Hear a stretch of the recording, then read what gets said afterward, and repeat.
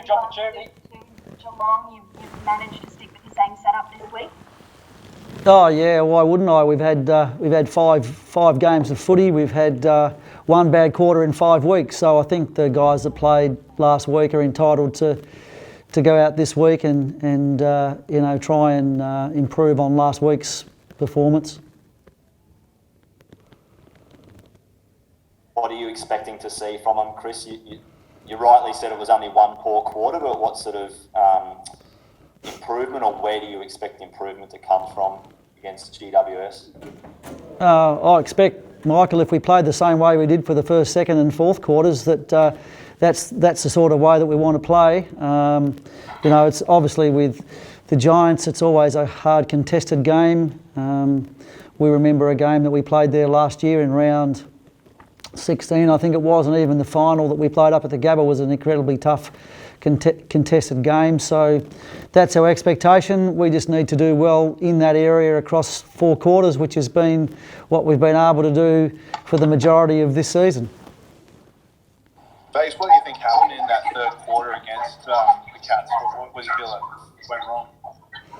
Oh, well, it's easy if you look at the statistics. We got, in one quarter, we got a heavy beating in the contested ball area. The cause of that, it's hard to say. Sometimes it's between the ears rather than what you actually do on the field. So we had a good chat about that during the week. It's probably something that, in terms of our leadership at the time, understanding that Geelong had momentum and that we didn't do enough to change that. That's great learning for us. We'll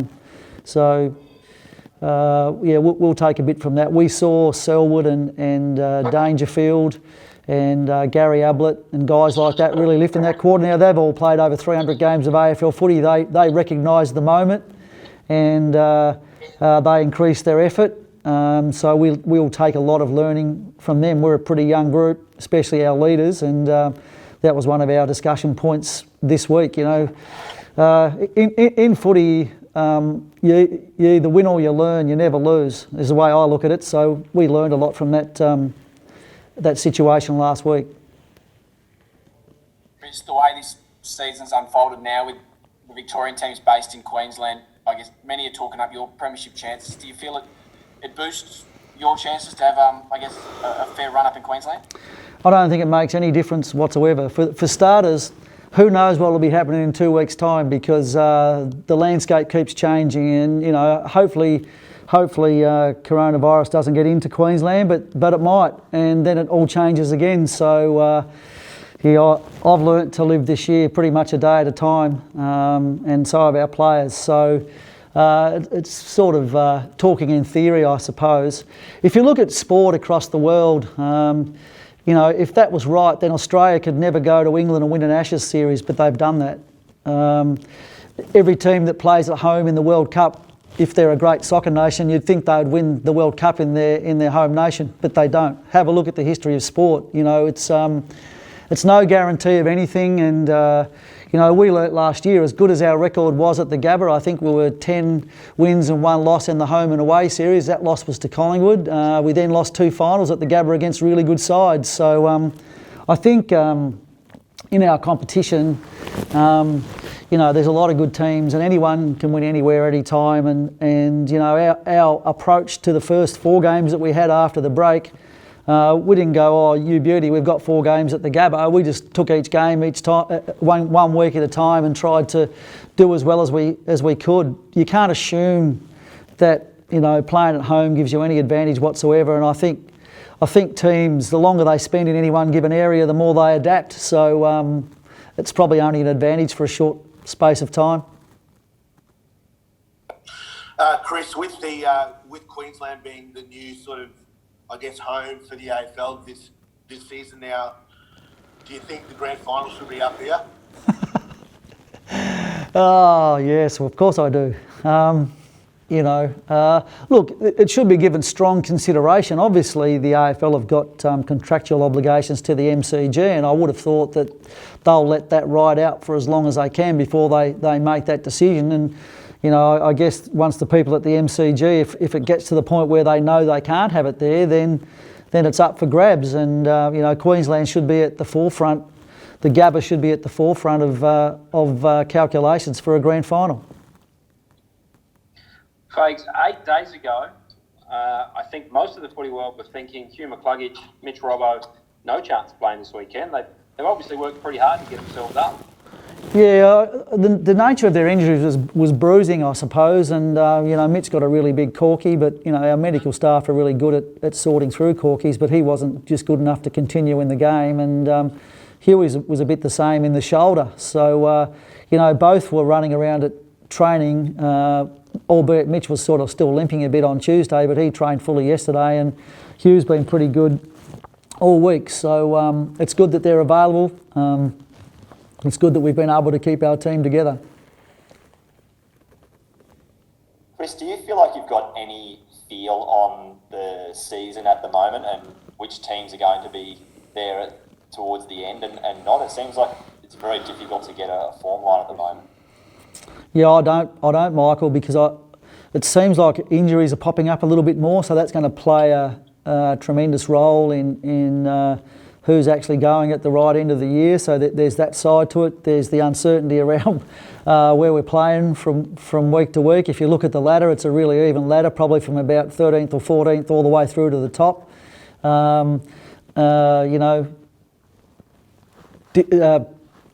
There's been varying results. You look at, Geelong were fantastic last week. Collingwood were really good last night. The Giants have beaten some great sides. It just varies. I mean, they're the teams that people talk about. Richmond, of course, and they've got a lot of injuries at the moment and guys not with them. So can they string enough wins together to get there again until they get their team back together? There's 1,001 questions, and I think that's what makes it a fantastic competition this year. I reckon when you turn the telly on each night to see, to watch a game, you don't really know who's going to win. So it's great for the fans. So what do you, obviously you'll be preparing for the Giants best, but they've had a few guys out and Taranto among others back in. Like, what do you expect from them tomorrow? They've been up and down like a lot of other teams. Yeah.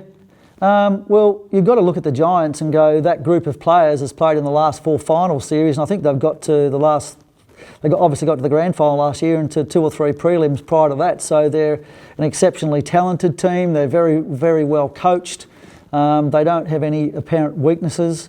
You have to play really, really well to beat them. So, that probably sums it up. We can't pick too many holes in the way that they play. Their best is good enough to beat anyone. Chris, there was talk, with all these games up in Queensland. I know you said before things may change and you don't really know, but there was talk that the Lions and maybe the Suns might be the teams that have to go down to like Tassie and up to the MT to play. Do you think that that's right?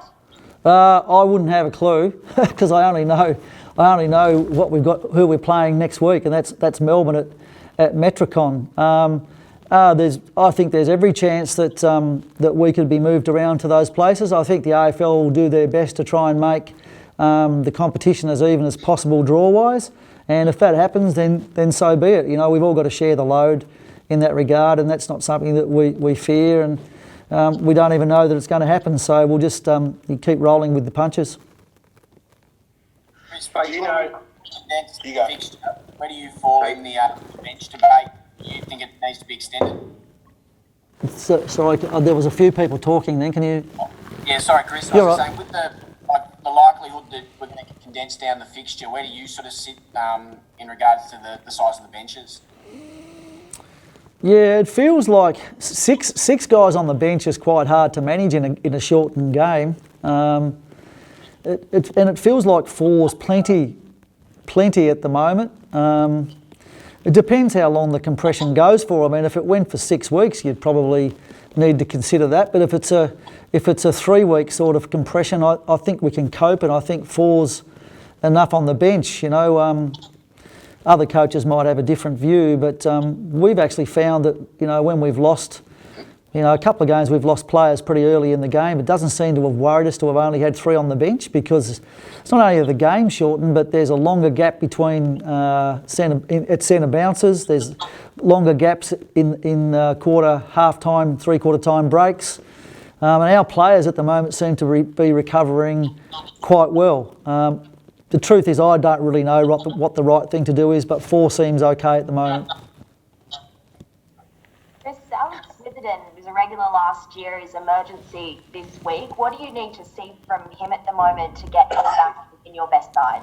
Yeah, look, discussing individual players in press conferences is probably not the way I want to go. Alex has been in good form in our reserves matches that we've been able to play. As I say, since we've been back, we've won 4 and had 1 bad quarter and lost a game last week, so he hasn't been able to push his way back in, because our tendency is to back our guys in if they're playing well and if you don't have injuries. And you know, so far our back 7 have remained intact since the break, and despite his good form, he hasn't been able to push his way back in quite yet, but I'm sure at some point in time he will. He's a good player.